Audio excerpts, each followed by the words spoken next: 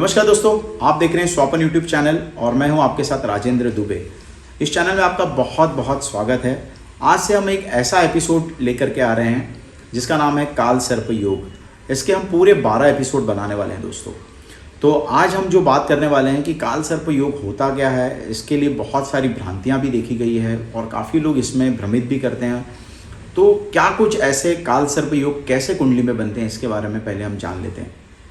काल सर्प योग जो दोस्तों एक ऐसा है कि ये जो राहु और केतु से ही कनेक्टेड होते हैं। राहु को आपने देखा होगा कि 180 डिग्री पर उसके सामने केतु होते हैं। एक्चुअली ज्योतिष शास्त्र में इसको छाया ग्रह कहा गया है। अगर आप देखें तो वारों को आप देखें तो रविवार, सोमवार, मंगलवार, बुधवार, ऐसे आपको 7 वार दिखाई देते हैं। 7 ग्रह तो यहाँ होते हैं। लेकिन जो 2 ग्रह हैं राहु और केतु, इनको कहा गया है कि आप दिन में 1.5 घंटा आपका होगा राहु काल। जो आप देखते हैं राहु काल में कोई भी शुभ कार्य नहीं किया जाता है। तो वो राहु जो है, राहु दिखाई नहीं देता। राहु धुएं का कारक है और राहु को छाया ग्रह कहा जाता है। तो ये जो राहु और केतु के बीच में सारे 7 ग्रह अगर आ जाते हैं आपके, तो आप मान के चले कि आपकी कुंडली काल सर्प योग के अंदर आती है। और काल सर्प योग के अंदर आने के बाद में काफ़ी कुछ ऐसे योग देखे गए हैं कि ये कभी कभी बहुत ही ऐश्वर्यशाली जीवन करा देता है, बहुत ही आपको जीवन में एक राजा जैसा जीवन दे देता है। काफ़ी लोग आपके जीवन में आके आपको हेल्प कर देते हैं। ये तरह तरह की चीज़ें आपके जीवन में होनी शुरू होती हैं। ज़्यादातर पॉलिटिशियन लोगों के भी कुंडली में हमने काल सर्प देखे हैं। सचिन तेंदुलकर की कुंडली में भी काल सर्प है। तो ये देखें कि सचिन तेंदुलकर की कुंडली में भी काल सर्प होने के बावजूद भी आज उनका नाम पूरे वर्ल्ड में छाए हैं। तो ये भ्रांतियां हैं कि काल सर्प योग हमें अच्छा फल नहीं देता है। काल सर्प योग बहुत ही ऊंचाइयां देने वाला भी आपको पत्रिका में पता चल जाता है देखने के बाद, और उसकी जो कुंडली में जो ग्रहों की डिग्री है उससे भी मालूम पड़ जाता है। साथ साथ में महादशा भी हमको इंडिकेट कर देती है कि ये जातक कहाँ तक जा सकता है। तो आज हम यही काल सर्प के बारे में हम बात करने वाले हैं कि राहु और केतु के अंदर पूरे ग्रह एक साइड आने के बाद में काल सर्प योग का निर्माण हो जाता है। कुछ काल सर्प योग, जैसे कि आपने देखा होगा कि कुंडली में 12 खाने होते हैं। तो राहु पहले स्थान से अगर हम शुरू करें तो दूसरे स्थान पे जाएगा, तीसरे स्थान पे, ऐसे 12 घर में उसकी स्थिति निर्माण होगी। तो 12 काल सर्प योग निर्माण होते हैं जो मेन है। उसका हम एक्सप्लेन करेंगे, नाम के साथ हम आपको बताएंगे। तो ये जो 12 काल सर्प अलग अलग कुंडलियों में अलग अलग देखने के लिए मिलते हैं और उसके अलग अलग जीवन में प्रभाव देखे गए हैं। किसी को धन के संबंधित चिंता आ जाती है, किसी को शरीर में रोग आ जाता है, किसी के कोर्ट मैटर्स हो जाते हैं, कहीं कहीं पति और पत्नी में विच्छेदात्मक रूप हो जाता है, डिवोर्स हो जाता है। ये तरह तरह की बड़ी परेशानियां भी काल सर्प हमारे जीवन में दे देता है। और बहुत सारे आप छोटे छोटे उपाय करते हैं, लेकिन आपके जीवन में काल सर्प योग किसी को पता ही नहीं होता कैसे निर्माण होता है। तो वो योग की वजह से भी जीवन में बहुत अभाव आना शुरू होता है। तो आज हम जो बात करने वाले हैं वो प्रथम स्थान में अगर आपका राहु और सप्तम स्थान में केतु हो और दूसरे से 7वें स्थान तक पूरे 7 ग्रह बैठे हुए हैं, तो दोस्तों आप मान के चलिए आपको अनंत काल सर्प योग से आप पीड़ित हैं। तो ये उस काल सर्प का नाम है जहाँ पहले स्थान में राहु हो और सप्तम स्थान में केतु है।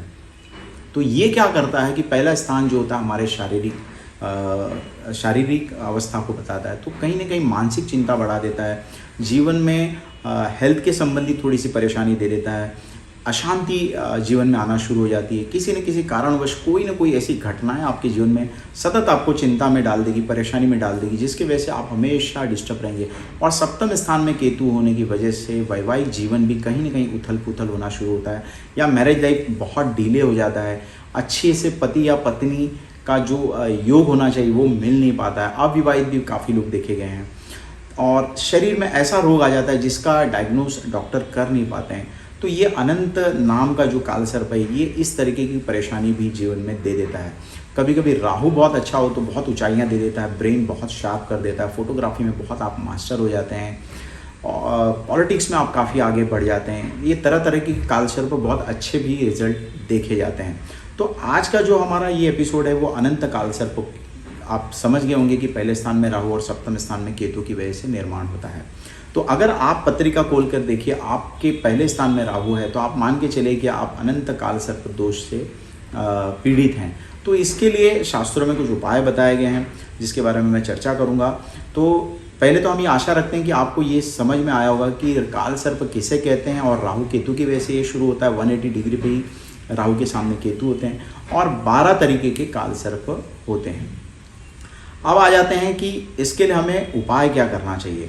तो दोस्तों, अगर आपके अनंत काल सर्प है तो आप मानसिक चिंता से पीड़ित रहेंगे, तो आपको शिव की शरण में जाना चाहिए, और आप भगवान शिव का रुद्राभिषेक आपको हमेशा करते रहना चाहिए। और साथ में मैं कहना चाहता हूँ कि आप चांदी के 2 सांप और सापिन के जोड़े आपको बनाना है, ये आपको कहीं से भी मिल जाते हैं। दोनों जोड़े को बना करके आप मंडे वाले दिन कोई भी एक नदी के यहाँ जा करके आप भगवान शिव और सर्प का स्मरण करते हुए कि हमें ये अनंत काल सर्प से हम पीड़ित हैं, इसके लिए हम ये पानी में बाहर हैं, ऐसा अगर आप मन में धारण करके, मन में इच्छा करके आप वो दोनों जो सांप बनाए हुए हैं आपने चांदी के, उसको पानी में प्रवाह करना चाहिए। इससे आपको बहुत ही राहत मिलती है, बहुत सारा आशीर्वाद मिलता है। और श्रावण महीने में आपको लगातार रुद्राभिषेक आपको करते रहना चाहिए। तीसरा जो उपाय निकल के आया, सर्प सुक्त का पाठ आपको निरंतर आपको करना चाहिए। रोज़ अगर आप करते हैं तो बहुत ही आपको फ़ायदा होगा। और जो हफ्ते में राहु काल आता है उसमें अगर आप बैठ के करें तो अनंत काल सर्प दोष से आपको बहुत मुक्ति मिलती है, और जीवन में जहां आप जाना चाहते हैं आपकी मनोकामनाएं पूर्ण होती है। तो दोस्तों, आज तो हमने बात की अनंत काल सर्प की, अब हम दूसरे स्थान पे राहु हो, और ऐसे ही हम आगे के एपिसोड बनाने वाले हैं। तो आप ये लगातार सीरीज़ को देखते रहिए, और जो हम उपाय बता रहे हैं वो उपाय अपने जीवन में करते हुए आपका जीवन आप एक अलग तरीके से बहुत अच्छा व्यतीत कर सकते हैं। और आपको इसके बारे में कुछ जानकारी चाहिए तो आप हमें कमेंट्स बॉक्स में लिख सकते हैं। हमारे चैनल को लाइक करिए, शेयर करिए और सब्सक्राइब करिए। धन्यवाद, नमस्कार।